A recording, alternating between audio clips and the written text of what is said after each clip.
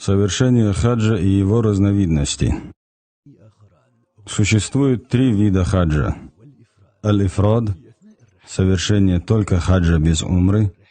Ат-таматту – совершение сначала умры, а потом и хаджа по отдельности. И аль-киран – совершение умры и хаджа в совмещенном виде. Наиболее предпочтительный вид – это хадж ат-таматту. Этот способ совершения хаджа рекомендовал своим сподвижникам пророк Мухаммад, алейхиссалату вассалам.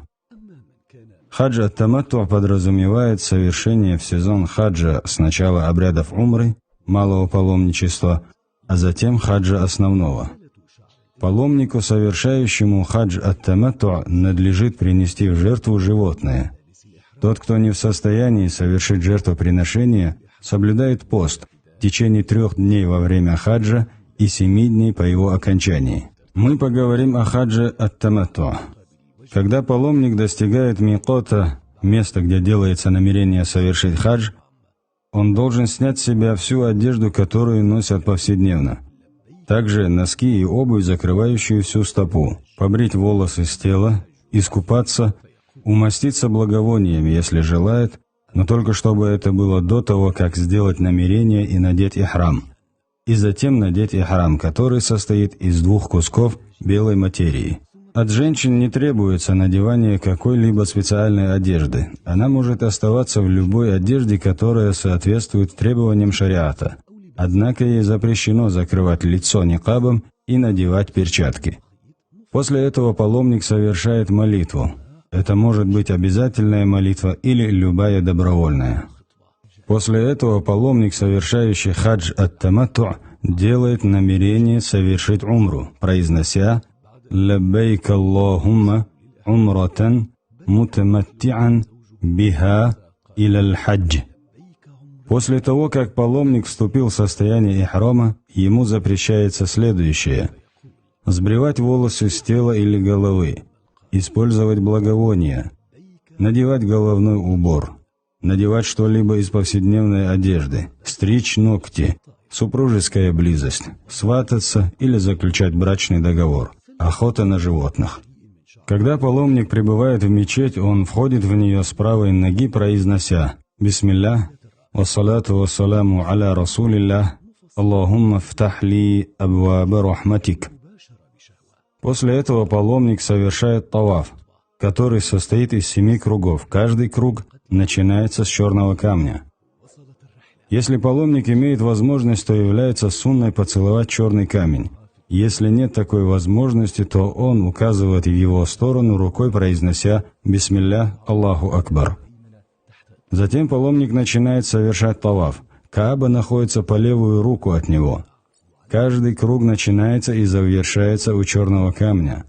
Во время тавафа для мужчин является сунной оголение правого плеча, также является сунной совершить первые 3 круга тавафа быстрым шагом. Каждый раз, сравнявшись с черным камнем, говорится «Бисмиллях, Аллаху Акбар». А между йеменским углом, это угол, который перед черным камнем, и углом черного камня, читается следующее дуа: «Раббана, атина фид дунья хасанатан, ва фил ахирати хасанатан, ва кина азабан нар». Оставшийся таваф паломник совершает, читая зикр и дуа на свое усмотрение. После завершения тавафа паломник закрывает правое плечо и совершает молитву в 2 ракаата позади места, которое называется Макому Ибрахим, если есть такая возможность. В первом ракаате после чтения суры Аль-Фатиха читается сура Аль-Кафирун, а во втором ракаате сура Аль-Ихлас. Затем паломник отправляется в сторону холма Ас-Сафа, попив по дороге воду Замзам. Когда же он приблизится к Сафе, желательно прочесть аят «А'удhu билляхи минаш шайтанир раджим. Инна ас-сафа валь марвата мин ша'аириллах. Фаман хаджал бейта ау и'тамара фала джунаха алейхи ай яттавафа бихима». Потом он поднимается на гору Сафа, поворачивается к Каабе и 3 произносит «Аллаху Акбар». Затем он читает следующий зикр: «Ла илляха илляллах. وحده لا شريك له له الملك وله الحمد وهو على كل شيء قدير لا إله إلا الله وحده أنجز وعده ونصر عبده وهزم الأحزاب وحده.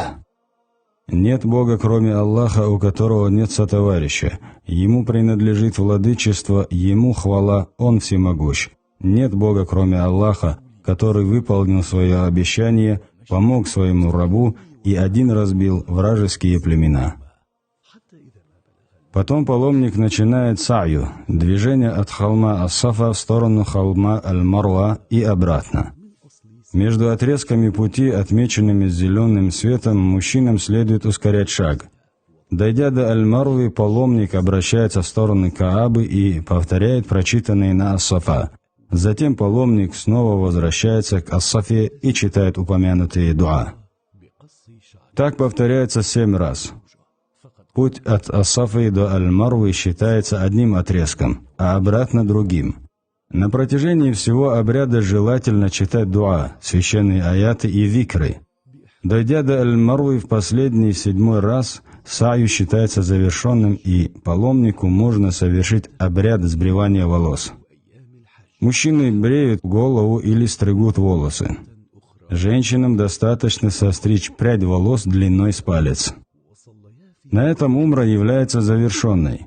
Паломник может надеть обычную одежду, и ему становится дозволенным все, что было запрещено в состоянии ихрама. После этого он остается в Мекке до наступления 8 числа месяца Зуль-Хиджи. Когда же наступает 8-й день Зуль-Хиджи, а это первый день хаджа, паломник заново надевает ихрам, делает намерение совершить хадж и после этого отправляется в долину Мина и остается там до утренней молитвы следующего дня, то есть 9 числа. После совершения утренней молитвы 9 числа месяца Зуль-Хиджи паломник отправляется на Арафат для стояния. Нужно понимать, что территория Арафата вся является местом для стояния. Находясь на территории Арафата, паломник совершает обеденную и послеобеденную молитву совмещенно и сокращая их, то есть по 2 ракаата. А остальное время паломник проводит, совершая дуа и поминая Аллаха, прося у него прощения до заката солнца. Мы просим каждого, кто слышит эту запись, чтобы они упомянули и нас в своих дуа в этот великий день. После заката солнца паломник отправляется в долину Муздалифа. Сразу по прибытии он совершает вечернюю молитву и совершает совмещенно с ней и ночную молитву, сократив ее, то есть в 2 ракаата. В этой долине паломник остается до утренней молитвы. После совершения утренней молитвы он делает дуа и затем отправляется в долину Мина и набирает 7 камешков небольшого размера. По прибытии в Мина паломник отправляется для бросания камешков к месту под названием Джамаратуль-Акаба. Там он бросает по одному 7 камешков, произнося при каждом бросании «Аллаху Акбар». После этого паломник возвращается в Мина, и теперь он должен принести в жертву животное, заклание которого является обязательным для совершающего хадж ат-таматту. Возможно, руководитель группы заранее соберет у паломников сумму на покупку этого животного. Если так, то эта процедура будет считаться уже выполненной паломником. После этого паломник опять бреет голову или укорачивает волосы. Таким образом, после бросания камешков, заклания животного и бритья головы считается, что паломник совершил первый частичный выход из состояния ихрама. Поэтому вы можете одеть обычную одежду, подстричь ногти, умаститься благовониями. Однако близость с женщинами по-прежнему является запретной для вас. После этого, немного отдохнув, паломник спускается в Мекку. Он может это сделать, вернувшись в Мина после бросания камешков, а может сразу же спуститься в Мекку, не возвращаясь в Мина. Спустившись в Мекку, паломник совершает таваф, обход вокруг Каабы, потом делает 2 ракаата сунны намаза позади макама Ибрахим, а после этого совершает сa'ю. После этого паломник возвращается в Мина, так как он должен провести там несколько дней и ночей. В каждый из этих дней он отправляется к месту бросания камней. Только на этот раз он должен бросить камешки у 3 изваяний. то есть место, где бросают камешки. У каждого изваяния бросается 7 камней, при бросании каждого камешка произносится «Аллаху Акбар». Завершив бросание, паломник поворачивается в сторону Каабы и делает дуа. В последующие дни паломник повторяет то же самое. Нужно учесть, что бросание камешков в эти дни совершается только после обеда. По окончании дней бросание камешков, который называется айяму ташрик, хадж, считается законченным.